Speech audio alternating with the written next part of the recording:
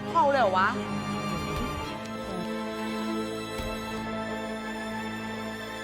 แค่นี้ก็กลับบ้านไป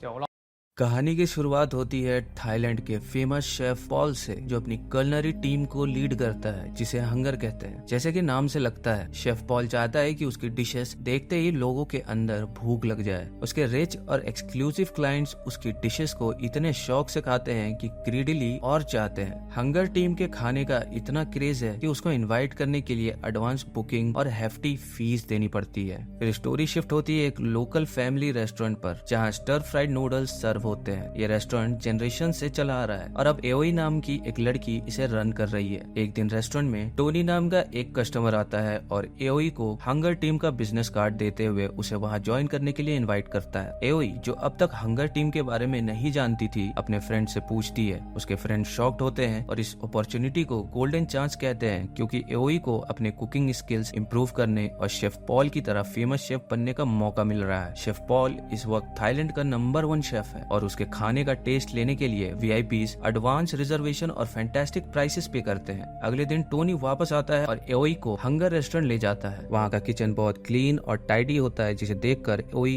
amazed हो जाती है। हंगर टीम में ऑफिशियली ज्वाइन करने से पहले एओई का एक टेस्ट होता है। शेफ पॉल एओई का मुकाबला एक ऐसे लड़के के साथ करवाता है जो कलनरी स्कूल से ग्रेजुएट है। दोनों को सिंपल मेन्यू में फ्राइड राइस बनाने के लिए कहा जाता है। जैसे ही टेस्ट स्टार्ट होता है, एओई का कॉम्पिटिटर प्रीमियम इंग्रेडिएंट्स यूज करके फैंसी फ्राइड राइस बनाता है, जबकि एओई लेफ्ट ओवर राइस, 2 अंडे और कुछ बेसिक सीजनिंग्स के साथ अपनी रेसिपी प्रिपेयर करती है। जैसे ही फ्राइड राइस रेडी होता है, शेफ पॉल बिना टेस्ट किए जजमेंट देता है और एओई के ओपोनेंट को तुरंत वापस भेज देता है, ये अनाउंस करते हुए कि टेस्ट में एओई ने जीत हासिल की है। इसके बाद एओई ऑफिशियली हंगर टीम का हिस्सा बन जाती है। उससे कहा जाता है कि वो किचन सेटअप करे और अपने नए शेफ जैकेट में चेंज हो जाए, जिस पर हंगर लिखा होता है। फिर टोनी एओई को टीम के मेंबर से मिलवाता है, जिनके अपने अपने स्पेसिफिक टास्क होते हैं। टोनी ये मान के चलता है कि अभी के लिए एओई असिस्टेंट शेफ होगी, जो उसके लेवल पे काम करेगी। थोड़ी देर बाद शेफ पॉल टीम को ब्रीफ करता है कि कुछ दिनों में उन्हें एक हाई रैंकिंग ऑफिसर के बर्थडे पार्टी में कुक करने का इनवाइट मिला है। वो प्लान बना रहे हैं एक यूनिक मीट और ब्लड थीम्ड डिश सर्व करने का, जो हाई क्वालिटी मीट से तैयार होगी। शेफ पॉल एओई को मीट स्लाइसिंग के चार्ज में रखता है और कहता है कि मीट काफी थिन और वेल कुक्ड होना चाहिए। एओई के लिए ये टास्क काफी चैलेंजिंग है, क्योंकि उसने पहले कभी प्रीमियम इंग्रेडिएंट्स के साथ काम नहीं किया। पहली बार वो मीट स्लाइस करने में फेल होती है और शेफ पॉल उसे बार बार मिस्टेक्स पर स्नैप करता है। शेफ पॉल का टेस्ट जारी रहता है और वो एओई को कंटिन्यूअसली वाग्यू बीफ को परफेक्ट तरीके से कुक करने को कहता है। एओई के लिए ये काम और भी मुश्किल हो जाता है, क्योंकि शेफ पॉल की हर चीज एकदम प्रिसाइज होने की डिमांड है। हार के शेफ पॉल एओई को कहता है कि वो प्रैक्टिस करती रहे और अगर वो सुबह तक गिव अप कर देती है तो वो अपना ये चांस हमेशा के लिए खो देगी। एओई इनिशियली पॉल की नैगिंग से तंग आ जाती है और किचन छोड़कर जाने का सोचती है, लेकिन बाद में वो सब कुछ कंसिडर करते हुए अपना माइंड चेंज करती है और किचन वापस आती है, ये सोच के कि वो प्रैक्टिस करते हुए वाग्यू बीफ को परफेक्ट तरीके से कुक करेगी। अगले दिन सुबह हंगर टीम के मेंबर्स एओई को किचन में ही सोया हुआ पाते हैं। उसके हाथों पे ऑयल और फायर के स्प्लैशेस मार्क्स दिखते हैं, जो ये बताते हैं कि उसने रात भर कितनी हार्ड प्रैक्टिस की थी। उसकी एफर्ट्स फाइनली रंग लाती है और वो मीट को शेफ पॉल के एग्जैक्ट स्टैंडर्ड्स के हिसाब से कुक कर पाती है। लॉन्ग स्टोरी शॉर्ट, इवेंट का दिन आ जाता है। इस इवेंट में थाईलैंड के काफी वीआईपीज और फेमस कुलिनरी एंटरप्रेन्योर टॉस भी शामिल होते हैं। टॉस काफी टाइम से हंगर टीम को स्पॉन्सर करना चाहता है, लेकिन शेफ पॉल हमेशा मना कर देता था। इवेंट के दौरान एओई को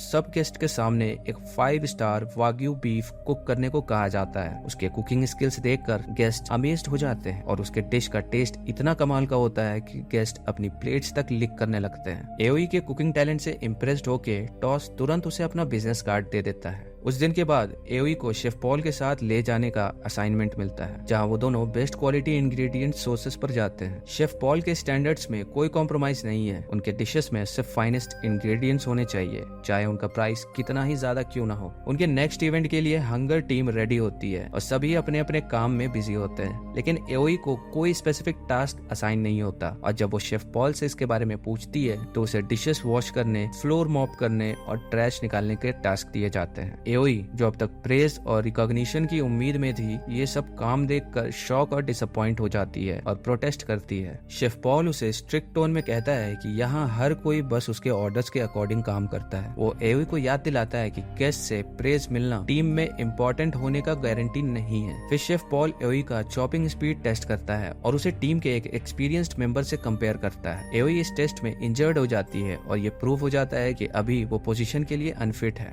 जब एओई अपने घर वापस जाती है तो वो अपने फैमिली के लिए स्टीक बनाने की कोशिश करती है, लेकिन जब उसकी फैमिली टेस्ट करती है तो वो ऑनेस्टली बताते हैं कि उन्हें ये पसंद नहीं आया। वो प्रिफर करते हैं वही स्टर फ्राइड नूडल्स जो उनके फादर बनाते थे। ये एक्सपीरियंस एओई को एक बड़ा रियलाइजेशन देता है, फूड सिर्फ खाना नहीं है, ये सोशल इनइक्वालिटी का भी एक सिंबल है। गरीब लोग खाने को सिर्फ सर्वाइवल के लिए डिफाइन करते हैं, जबकि अमीर लोग खाने को अपनी डिजायर्स और लग्जरी सेटिस्फाई करने के लिए ट्रीट करते हैं, जिसमें फाइनेस्ट इंग्रेडिएंट्स और प्रेजेंटेशन मैटर करते हैं। किचन में एक और इंसिडेंट होता है जो सिचुएशन और भी इंटेंस बना देता है। टीम मेंबर केन कुकिंग के दौरान सिगरेट स्मोक करता हुआ दिखता है, जो शेफ पॉल को बहुत ज्यादा अपसेट कर देता है। पॉल को केन का ये बिहेवियर बिल्कुल पसंद नहीं आता, स्पेशली अगर सिगरेट का कुछ पार्ट खाने में गिर गया तो वो उनके हाई पेइंग कस्टमर्स के लिए अनएक्सेप्टेबल होगा। इसके साथ शेफ पॉल ये भी अनाउंस करता है कि टीम में एक ही थीफ है जो उनका ट्रस्ट तोड़ रहा है। शेफ पॉल अनाउंस करता है कि उनके टीम में किसी ने हाई क्वालिटी मीट चोरी किया है। वो सीसीटीवी चेक करने से पहले चाहते हैं कि जो भी रेस्पॉन्सिबल है वो कन्फेस कर ले, वरना उसे पुलिस का सामना करना पड़ेगा। इस टेंस मोमेंट में एक मेंबर फाइनली कन्फेस करता है कि उसने मीट चोरी किया था और वो एक्सप्लेन करता है कि बहुत टाइम से हंगर टीम का मेंबर होने के बाद भी उसने कभी वो लग्जरियस खाना नहीं टेस्ट किया जो अमीर लोग खाते हैं। लेकिन शेफ पॉल इस बिहेवियर को बिल्कुल टॉलरेट नहीं करता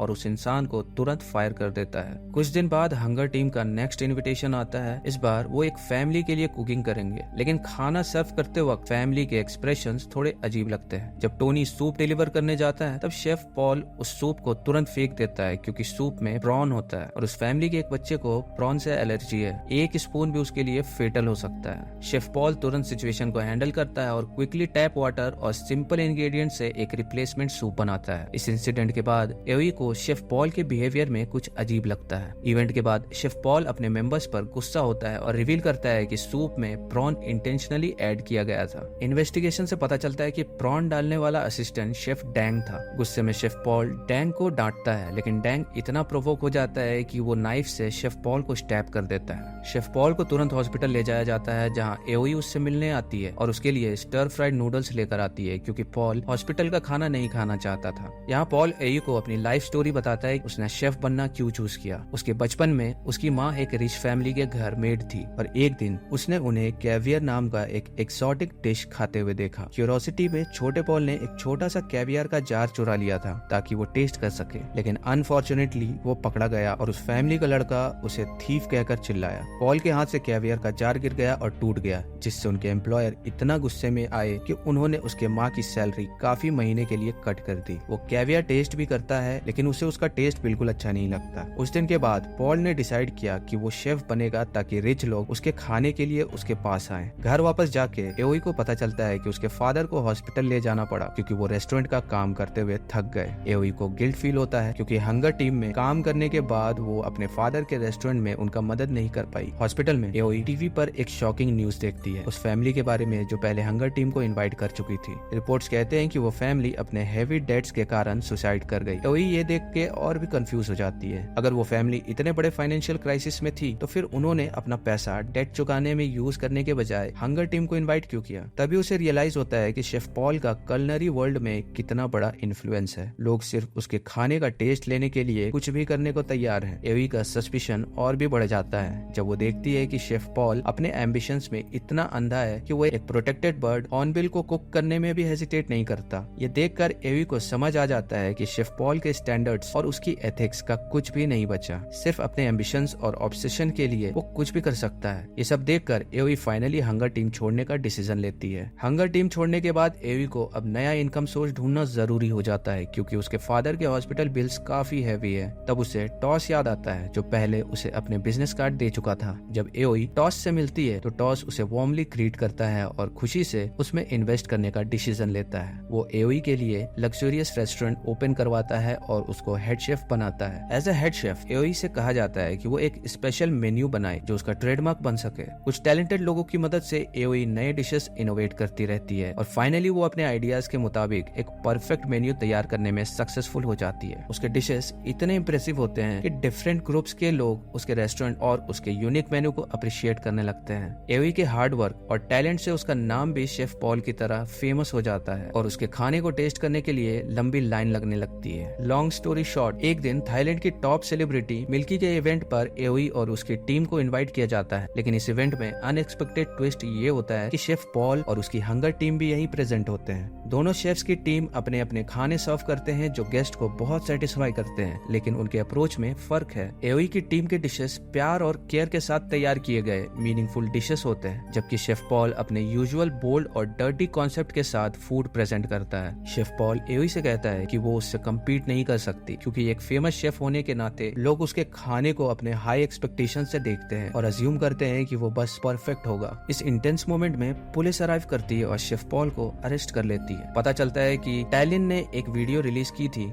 जिसमें chef Paul on bill cook करते हुए दिखाया गया है, जो एक इलीगल काम है। टॉस की सपोर्ट से ये प्रूफ के साथ पुलिस उसको अरेस्ट करने में सक्सेसफुल होती है। ये देखकर एवी को रियलाइजेशन होता है कि फेमस बनने के लिए कई लोग किसी भी लेवल तक जा सकते हैं, कुछ भी सैक्रिफाइस करने को तैयार होते हैं। एवी को अपनी एम्बिशन और लाइफ के प्रायोरिटीज पे सोचने का एक और मौका मिलता है। वो ये भी समझती है कि उसकी फैमिली जो हमेशा उसके साथ खड़ी रही अब उसकी लाइफ में पीछे छूट गई है। वो नहीं चाहती कि उसका एंड शेफ पॉल की तरह हो और इसी रियलाइजेशन के साथ वो अपने घर वापस आने और अपने फैमिली का स्टर फ्राइड नूडल्स रेस्टोरेंट फिर से रन करने का डिसीजन लेती है और ये फिल्म यहीं पे खत्म हो जाता है, इस मैसेज के साथ कि लाइफ में सपने पूरे करने के लिए बहुत कुछ सैक्रिफाइस करना पड़ता है, लेकिन कुछ चीजें हैं जो प्राइसलेस होती है, जैसे कि फैमिली और सेल्फ रेस्पेक्ट। सेलिब्रिटीज और फेमस शेफ्स के ऊपर हमेशा हाई एक्सपेक्टेशंस और इनोवेशन का प्रेशर होता है जो कई बार उन्हें इलीगल या अनएथिकल तरीके चुनने पर मजबूर कर देती है। तो जो भी आप कर रहे हैं उस पे अपने दिल से ऑनेस्टी और इंटेग्रिटी रखें। दोस्तों, अगर वीडियो अच्छी लगी तो वीडियो को लाइक करें, चैनल पर नए हो तो चैनल को भी सब्सक्राइब करें। मैं मिलता हूँ आपको अपनी अगली वीडियो के साथ, तब तक के लिए जय हिंद।